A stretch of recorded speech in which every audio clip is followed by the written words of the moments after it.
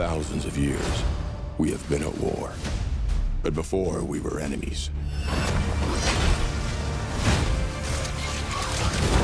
We were like brothers. I appreciate you having my back, no matter what.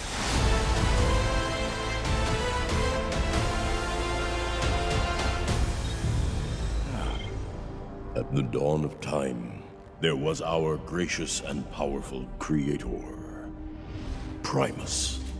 He sacrificed his life force, transforming himself into our planet, Cybertron.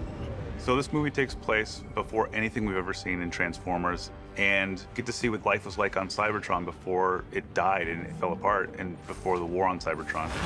And from day one, this story was always going to be kind of a tragedy with these characters, Orion Pax, who eventually will become Optimus Prime, and D16, who eventually will become Megatron. We've been talking about the origin story probably since after the first movie because it is such a dynamic story, and it is so rare to find a story that is only about character. We had created a room of writers to decide what to do with the live-action franchise going forward, and we had always talked about Optimus and Megatron as friends in the beginning, as brothers, but we knew we could never make that movie in live action. Oh, it's Orion. Seriously, again? This movie is not makeable as a live-action film. It would be 500 million, who knows? It would be so much money that nobody would make it. So you had no choice but to do it as animation. But the great thing about doing it as animation is it gave us a lot of opportunity to do things that only animation could do. If we survive this, I'm gonna kill you! I accept those terms. Obviously, this is the first animated movie since the original Transformers the movie in 1986. This movie is something that we feel fans have been looking for, and something we feel showcased the real personality of our Transformer characters in a way that the live-action movies never could. A cave with teeth. Nothing scary about that. Knives coming out of the ceiling. Amazing. I'm fascinated with Origins just to see the absolute beginning of Optimus and Megatron, like the fact that they were actually brothers, like really close, best friends, and what unfolded and how they became who they are. Listen. There's something very epic about the Transformers and about the universe that they live in. It's elemental. It's like, it is good versus evil. Why did you do that? Why? It's kind of Shakespearean in a way. You see this struggle, this sort of interplay of friendship and the rise and fall of that friendship. Don't worry about it. Yeah, but be careful. I got it. Our proof is inside, and you're spilling it everywhere. I got it. Having a buddy story, a kind of rags to riches prophecy buddy story in the world of Cybertron was very cool. Taking two characters who are best friends and leading them down this path where by the end they're going to be iconic mortal enemies. I was like, oh, that's a really fun journey to go on.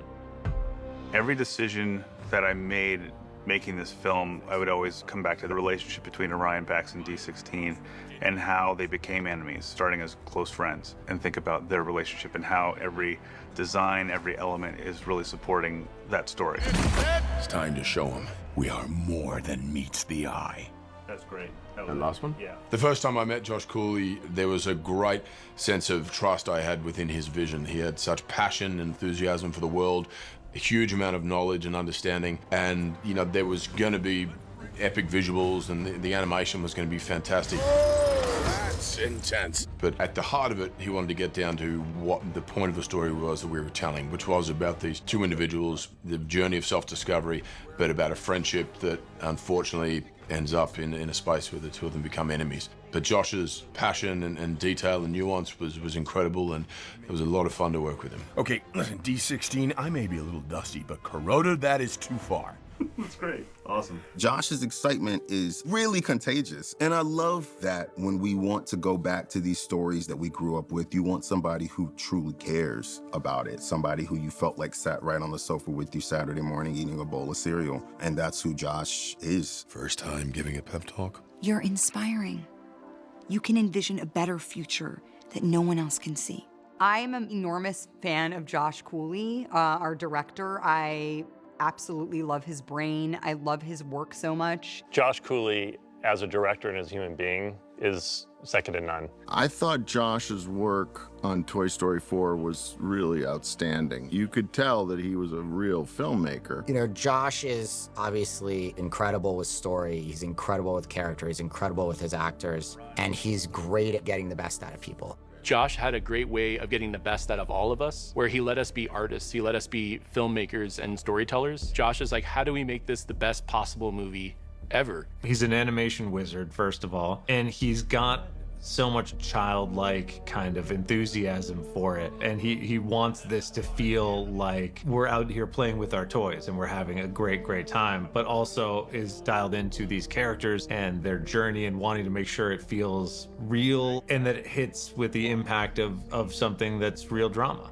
Josh has been in this business a really, really, really long time. You know, Josh's career was primarily at Pixar. He started as a story artist and worked his way up to obviously directing and won the Academy Award for Toy Story 4. He cares about everybody. He gives everybody the time they need. And as a director, he's unbelievably impressive in all aspects. Not only just as a director, he's also an artist, which is incredibly important to have somebody who can really draw and draw storyboards and stuff like that as a part of an animated movie.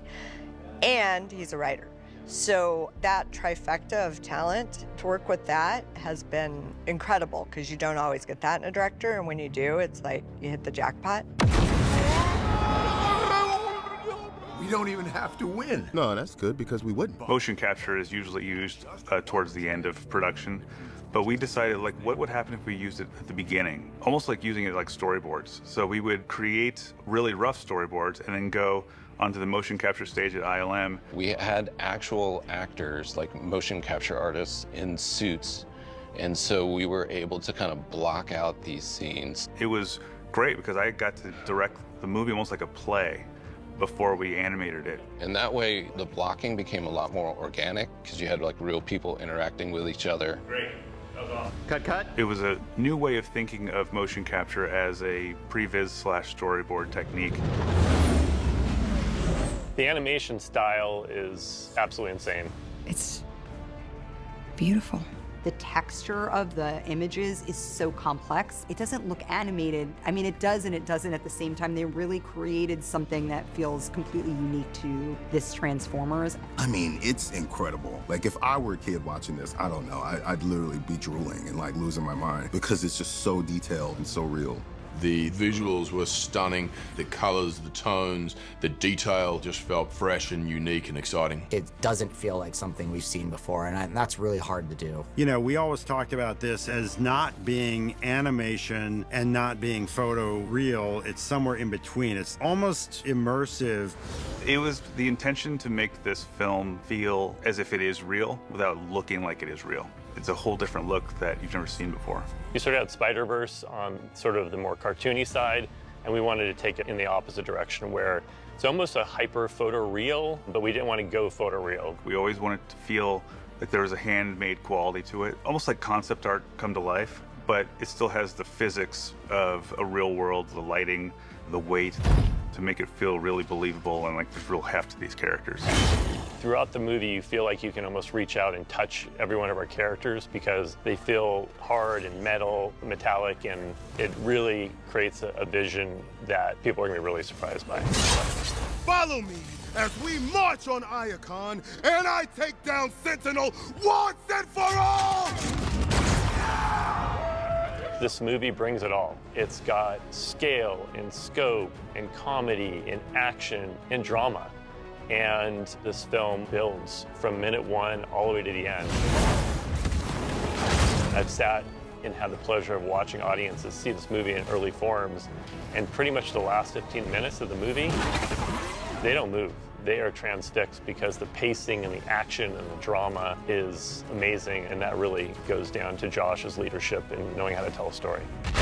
You have betrayed Cybertron and its citizens, and you betrayed me.